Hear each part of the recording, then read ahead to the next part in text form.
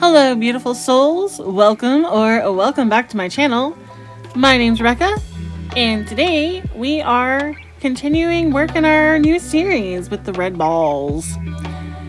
I decided I really wanted to challenge myself with this one, the composition. The last one we did was that little Boston Terrier lying there with his little red ball. This one, I was like, let's throw it at a cat and see what happens. So I was going for composition, I was going for movement, and I was going for more negative space in this one. So I really hope I pulled it off. Please let me know what you guys think of this one in the comments. But yeah, let's go through the process of creating a series.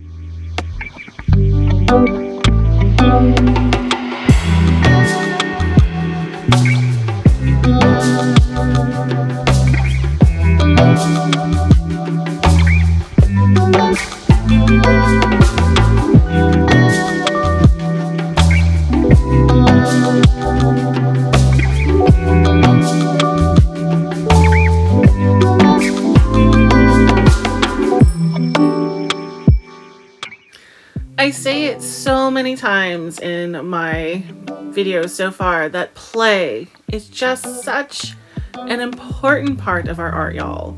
Such an important part.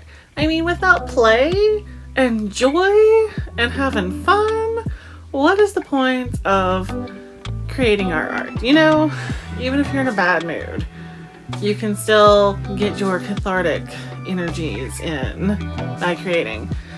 This piece, I wanted so much for it to be playful.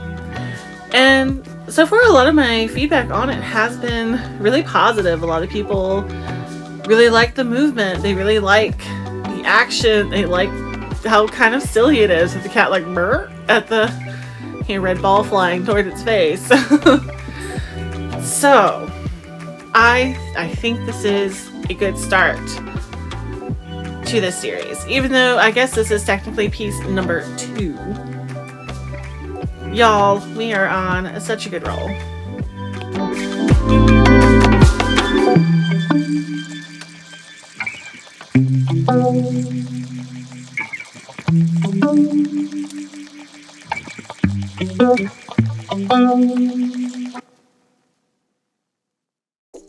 So let's actually talk a little bit more in depth about play in our art, because so many of us put so much pressure, I think, on our projects having to be perfect. And y'all, reality check, things are never perfect. Never.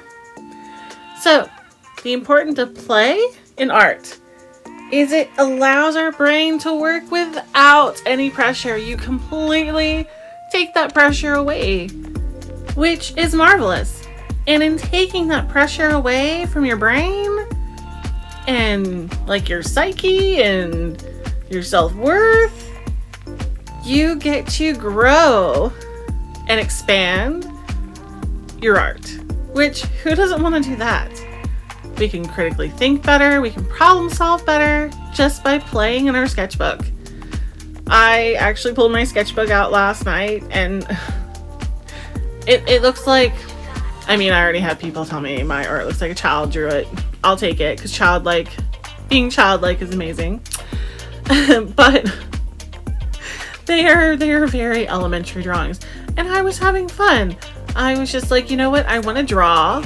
I want zero pressure, no high stakes. Let's just make some marks on my sketchbook pages. And by doing that in itself, I came up with ideas like for more of this series, and I started thumbnailing, which it turned, I guess, more into less play, medium play. It was still play. I will go for that.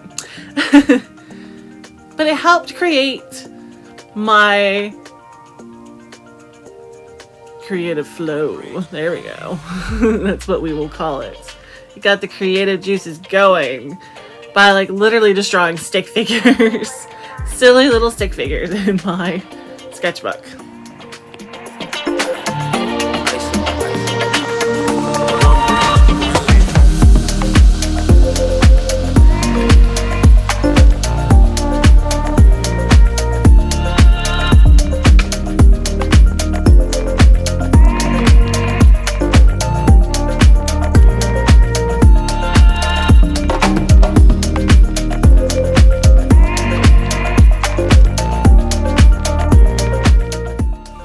Aside from fostering creativity and enhancing your imagination, I think play really encourages experimentation.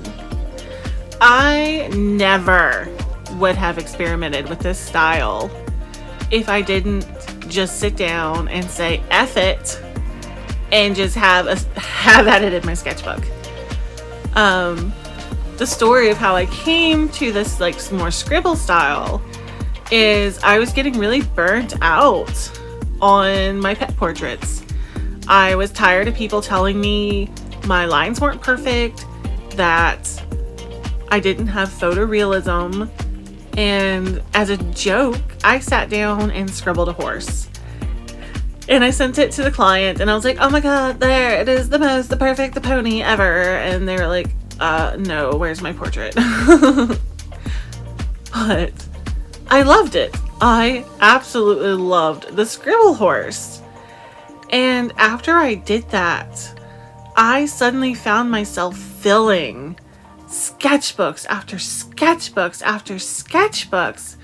And I am not a person who has like ever finished a sketchbook in her life. Suddenly I wanted to draw. There was no pressure. Trying to add in color lately with this. It's all still experimentation. Like, this is in a very ugly stage right now. But it's still experimenting. I'm still pushing. I'm still having fun. I'm still trying to see what all I can do with the scribble style. And I never would have done it if I didn't just want to sit down and have fun and low stakes, no judgment. Let's just make art for art's sake. And I think that is so, so important for us as artists. So if you could sit down and just do anything you wanted with art, what would you do? Let me know in the comments below.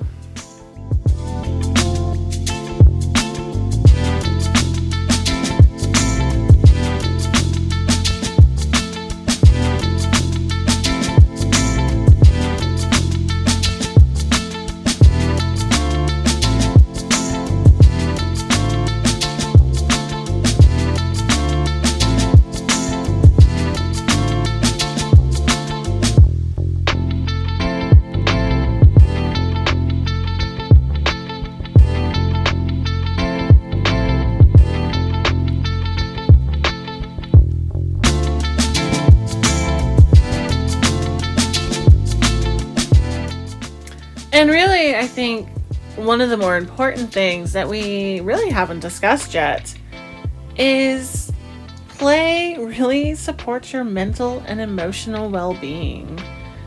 You take away that harsh judgment on yourself. You take away that need to be perfect. And you can just have fun.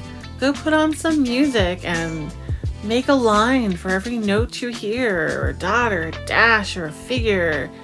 Dance with your art. Like, just create, become art. Like, play. This also just opens the door for you for a lifetime of learning. You'll never ever run out of ideas when you play. Because how could you? There's so many mediums out there. There's so many subjects. There's so many different art styles. Oh my goodness, the sky is the limit, y'all. Go play. Play in your sketchbook.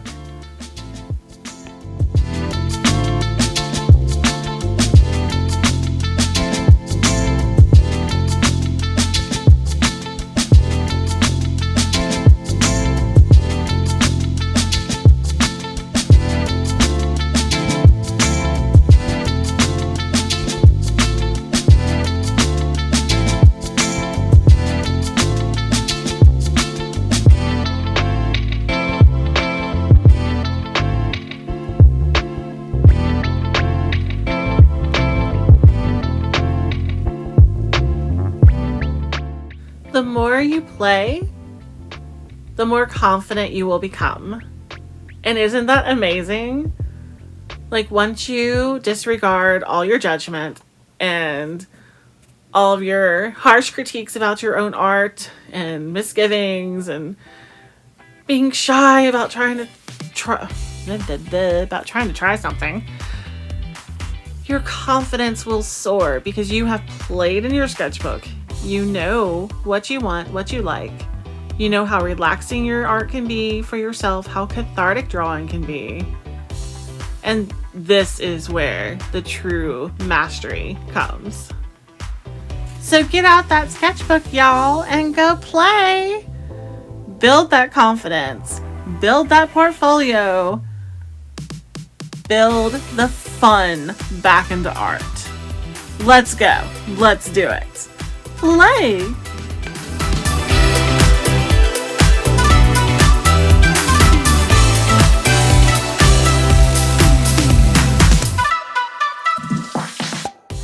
Please let me know what you guys think of this drawing down in the comments, and let me know what your thoughts are on playing in your sketchbook. But as always, I hope everyone has enjoyed my video, and I hope everyone is having such a beautiful day. And please don't spray this inside. It's very toxic, and I just apparently hate myself. But have a beautiful day, everybody, and I will see you next time. Cheers!